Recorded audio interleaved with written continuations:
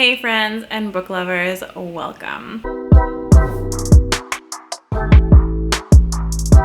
As you probably already have guessed, this is my May wrap up and it's coming to you really late in the month of June because life happened and I didn't get a chance to film this any earlier. So here we are, we're talking about the books I read in May, a month later, but I hope that you can still enjoy. First, I'm going to start with a book that was a carryover from April, but I ended up reading the majority of it in May, and that is The Final Empire by Brandon Sanderson. This is a favorite of a couple of my friends, namely Joanna at Joanna Sousa. She loves this book. This is one of her favorites, and it was so good. I really did enjoy this. I think it's a beautifully self-contained story, and you can definitely read it just by itself if you don't want to read the trilogy, is what I understand. I can probably agree. I've read this novel and I could stop here or I could continue. Of course, I want to continue. I want to read Well of Ascension and I haven't yet, but I do definitely want to continue in this trilogy. I really like the writing. Brandon Sanderson's writing, I think people have mentioned, is very utilitarian.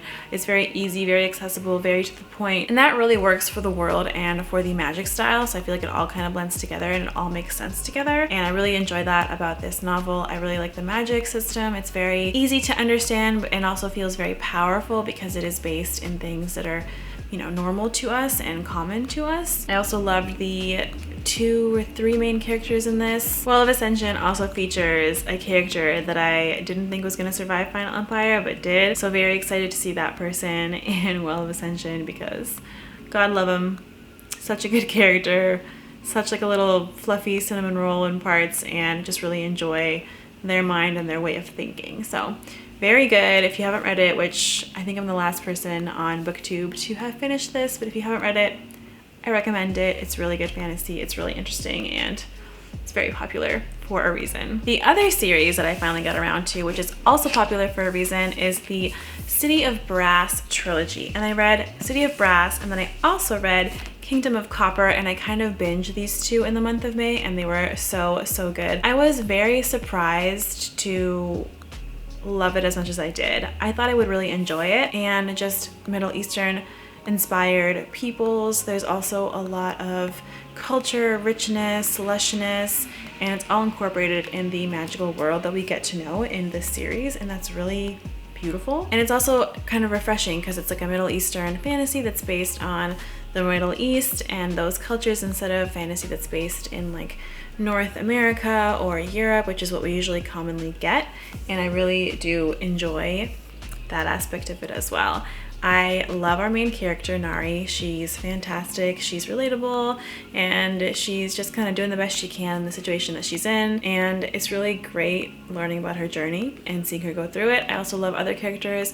I do love Dara a lot. I know that he's a very controversial character, but that's why I love him, because he's like a morally gray, very controversial, very torn character, and I feel like that's very realistic. I don't have much more to say about this series, but definitely if you're interested in fantasy, Middle Eastern fantasy, take a gander, and I really enjoyed it. If you've read this and we haven't spoken about it yet, please let me know in the comments down below. I definitely want to talk about this with more people. I've been talking about this in Vish's live shows, and that's been really fun, and I will link her channel down below in case you want to watch any of those live shows. It's a really good series. The next book I read was kind of random. I found it through an advertisement and it was on Kindle Unlimited, and since I now have Kindle Unlimited, I figured I would give it a shot. It's called The Fallen by C.N. Crawford, and it's basically like a fantasy romance with angels, and I have read kind of angel-esque fantasy romances before, so I thought I would just give this one a try. And it was interesting. Like, it wasn't anything that blew me out of the water, but it was definitely interesting and scratched the kind of fantasy romance itch, and the advertisement just kind of like hooked me right in. It's a little smutty, but not like over the top smutty, and it's got like an interesting, very dark premise of like angels ruling this world, and it's very mysterious as well. Our main angel character is very mysterious, and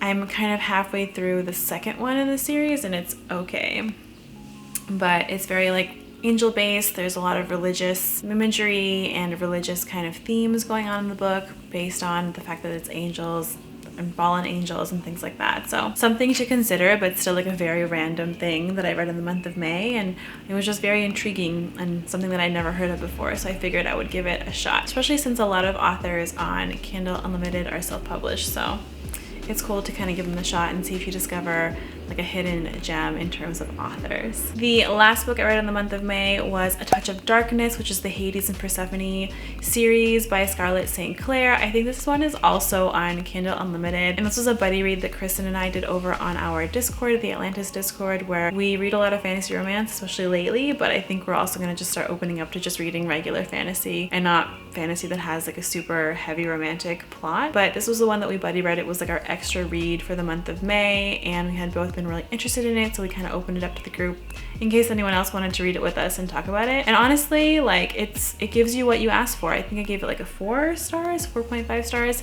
It's really enjoyable. It's a really cute fantasy romance. I also am very biased because I love Hades and Persephone retellings, and this one definitely delivered. It's kind of like a modern take on the world, and it's kind of based on our world, but like just enhanced a level for like gods and demigods and things like that. The setting almost kind of reminds me of Crescent City. It's kind of that urban fantasy-esque setting where you have a lot of different types of people and magical beings and creatures that live amongst each other, and this one is basically like that, and certain creatures are marked by certain like phenotypic features. It was really interesting. I definitely want to read the second one in the series, and then I know that she writes also from like the POV of the male interest, which I'm interested in reading, but not right after reading the female love interest. I kind of just want to read the second in the series and just see it all from Persephone's point of view, and then read the Hades point of view later on as like its own separate series, but like tied together since I already know the story. But it'll just be really interesting to see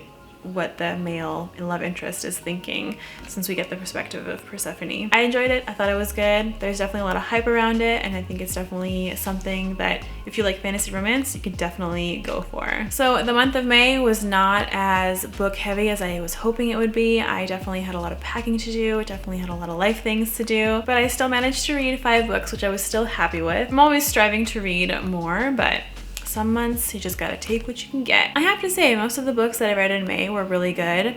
Discovered a couple new authors that I really enjoy, and of course hoping to delve into more of Brandon Sanderson. So that's always really exciting. If you've read any of these books and really enjoyed any of these books, definitely let me know in the comments down below. I'm always really interested to hear what y'all have to say, what y'all have been reading, and if anything is kind of worth the hype in your opinion, because a lot of these books that I read this month were definitely very popular. And if you like this video, please click that like button because that does help support my channel. And if you like this content and you want to see more from me, please do not hesitate to subscribe.